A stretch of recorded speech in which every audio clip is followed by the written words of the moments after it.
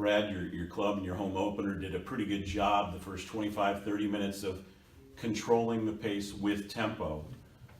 But down the stretch against a team that knows how to rally, they kind of played themselves into that up-tempo game a little bit.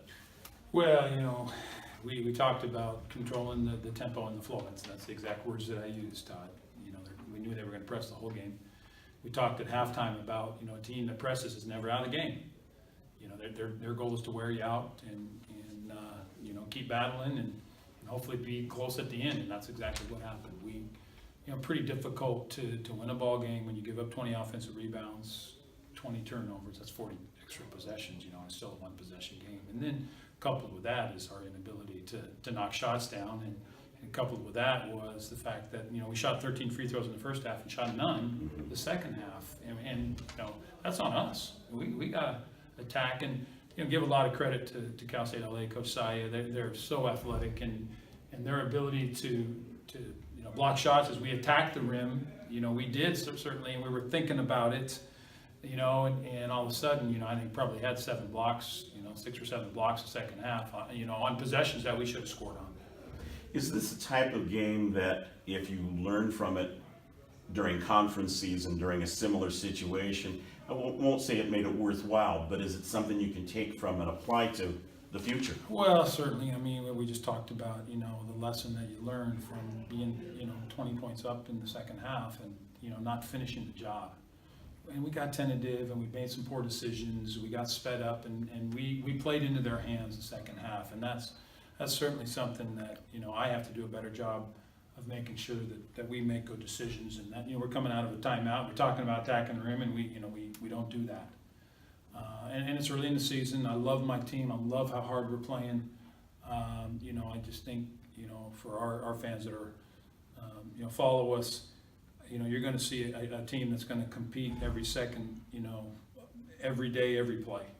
And I've been extremely proud and pleased with, the effort we've been putting forth in practice. And, obviously this one was a hard one, to not get against a good team. And I thought our game plan was really good.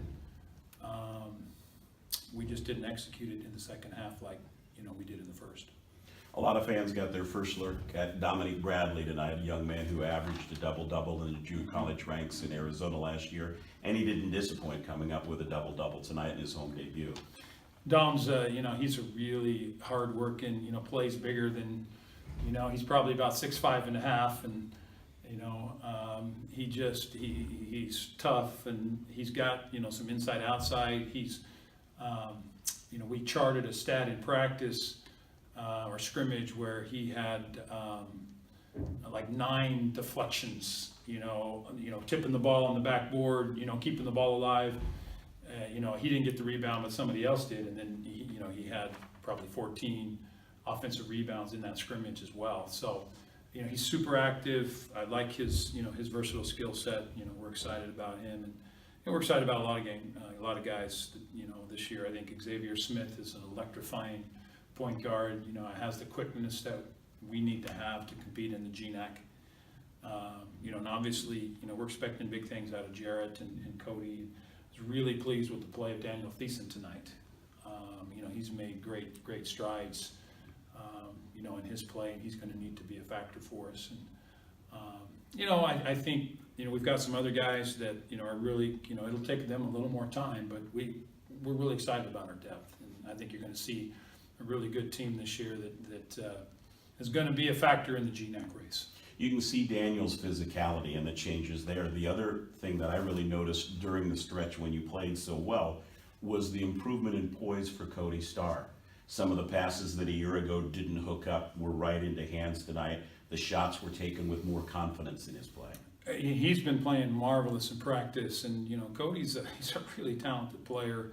Felt bad for him because he had a couple of plays just down the stretch, that hurt us a little bit, and he'd been making them all night, but he's been extraordinary. I've been really pleased with his play and his confidence, and Cody is a player that he plays fearless, and I love that about him. He's not afraid to step up and take a big shot or make a tough pass, and he finished the half with an amazing circus shot. But again, Todd, it's so disappointing not to finish the job on this one tonight, because, we did, as you said, we played 30-plus minutes of good basketball, and unfortunately it takes 40. And for a group of guys still getting used to one another, now you have to regroup in a 24-hour span and get set for a Cal State San Marcos team that's got its own set of challenges. No question. Different style of play. They'll play more zone. They're a team that had a great end of the first half tonight, and then they kind of struggled like we did, in the second half. So, what we told our guys is, hey, we can't feel sorry for ourselves. We're certainly not going to, and we're going to learn from this, and we'll move forward and battle, Cal State San Marcos tomorrow with energy and enthusiasm and great effort.